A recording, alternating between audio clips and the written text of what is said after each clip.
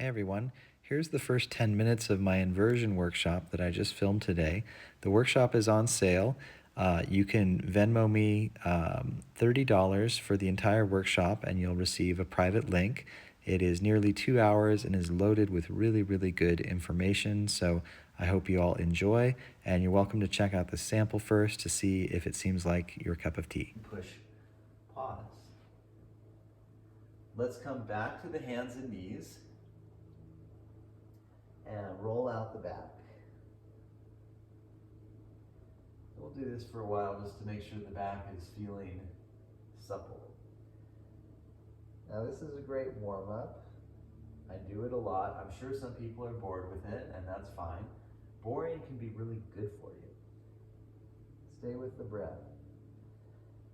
Now, this does apply for inversions because when we learn to have incremental control of our spine, the spine has all the nerves and controls all parts of the body. So control of the spine is actually a great first step to having control of the body. Right? So doing a lot of these is not going to make you really good at handstand without a lot of other prep work, but it does help. All these little things add up. And we'll see how basic poses like cat rolls and chair pose will actually help you pop up upside down when we get to that point.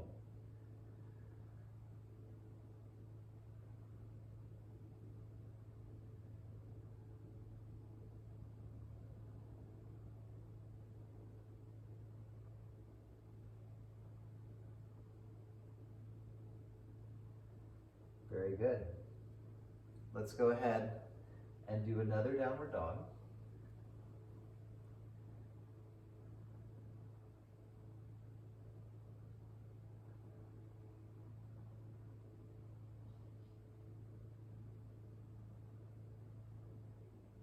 Deep breath.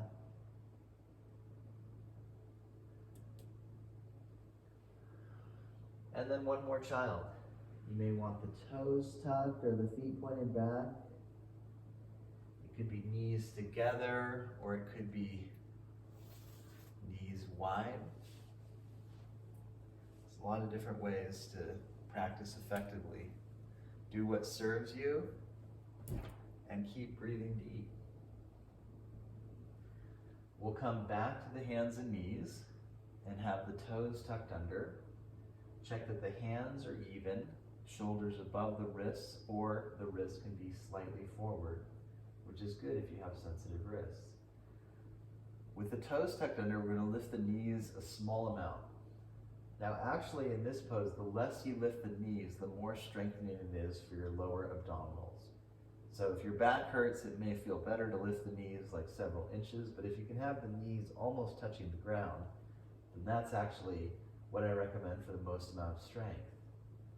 We're breathing here, building the legs and the core and the arms, and then taking downward dog. Hips high. If you feel like your arms and core could use more strength, then adding that pose on a regular basis will really help with your inversion practice. Deep breath. Knees come down. And let's go ahead and lower to face down. Reach back through the feet and inhale, easy cobra. Lifting and feeling open in the chest. Exhale, lower. And again, inhale, easy cobra. Lifting, feeling open in the chest, and consider lifting the hands. We'll feel more back strength. And then exhale, release. One more time. Lift the chest and lift the hands. Now this is just a very good posture to strengthen your back and open your chest. And the back strength, actually, if you're ever wanting to balance your inversion, or especially do an inversion without the wall, your back strength kind of becomes the wall for you. You know, if you have a very strong back, you can prevent yourself from flipping over. And we'll come on down. Use the core and lift, downward dog. Head down, hips high. Again, like we talked about earlier, the head is receiving increased blood flow. Technically, this pose is an inversion. We really want to emphasize the tall lift of the hips while letting the head rest downward.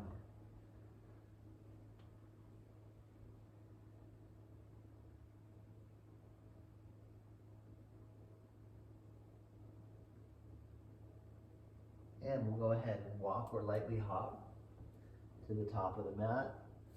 Come into a half lift pose. And then a full fold. If you have a tightness in your hamstrings, bend the knees. Next, we're going to straighten the back. Stand tall. Bring the arms up. And then relax the arms. Shifting the weight onto the right foot. Let's go ahead and do the shooting star. You open a little bit, so you can hold on to something if you need. Open a little bit for starters and open more to build more strength. You likely feel this in the hip, but it's also strengthening these lateral core muscles. These muscles are very good stabilizers for balance when you're upside down. They help you to control a side-to-side currency. And we'll do other side. So the wall will help prevent you from flipping over, but the lateral strength helps prevent you from falling to the side, or at least helps you to fall to the side with more control. Eventually, let's go back to the first side. Eventually, if you don't have the wall, falling to the side is actually a better way, provided there's not something there to fall on, than flipping over completely. And we'll go ahead and do both sides for a few breaths each.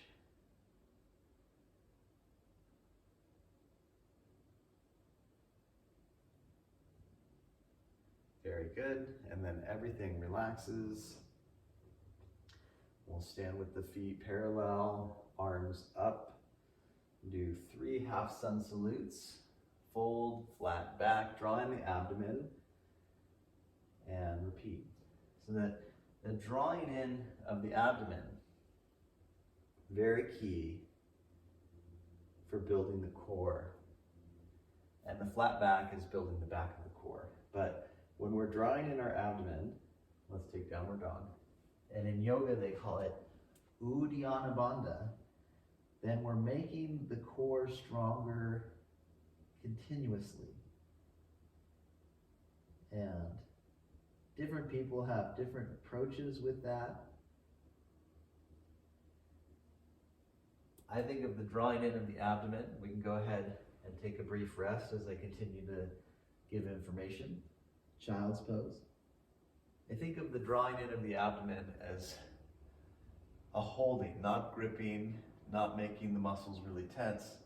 In certain poses, you draw it in with maybe a little bit more intention, but the consistent application of drawing in the abdomen that we would use like in standing poses is just consistently supportive, and it consistently makes your deep abdominal muscles stronger.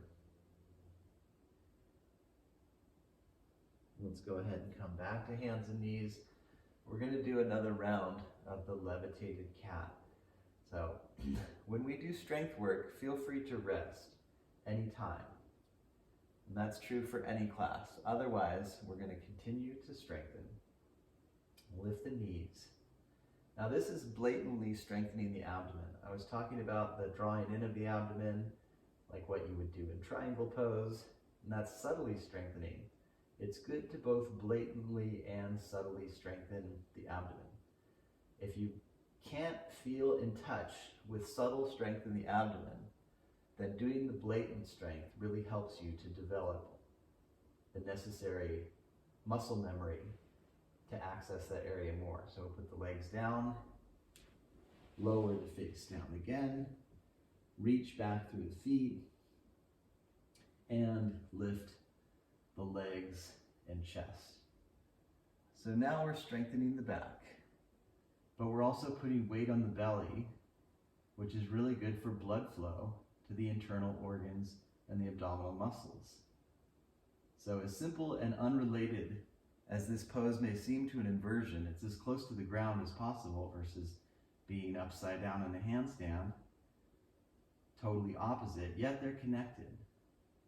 The better digestion you have by doing these belly down poses and the more blood flow you have to your abdominal wall you can release, the more you're going to be able to tap into that core and feel light and free when you move upside down. Come back to hands and knees. Let's go ahead and make sure we're loose in the body as we've been strengthening. So press the ribs side to side. Breathe continuously.